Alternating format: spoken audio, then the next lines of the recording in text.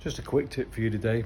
If you're doing a cylinder head off on any car really, you've taken the cylinder head off, you've cleaned up the cylinder block, ready to take the head gasket, get yourself an old head bolt and wind it.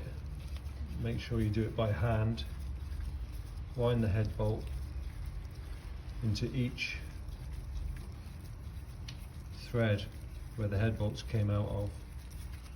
Just wind them down, take the time. What you'll find is that some of these will be filled with oil or coolant, and you can feel this one now is starting to slow down.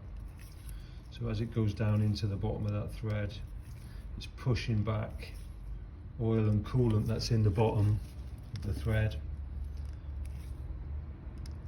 and it'll either push it out through the top here around the threads, or it will just bring it out on the threads when I take the bolt out. And then keep going till you feel it stop definitely.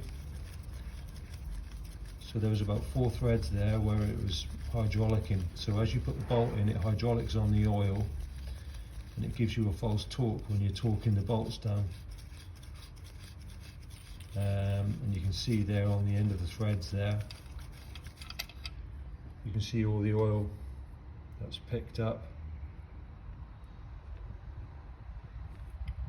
So all that oil would have stayed down in the cylinder block, and then when you put your bolt in after doing the head, it hydraulics on the bottom of that oil and either gives you a false torque so that your head bolt doesn't go up as tight as it ought to, or in worst case scenario, the bolt will literally force the oil down into the block and it will split the block, causing a crack and no end of misery. So take the time.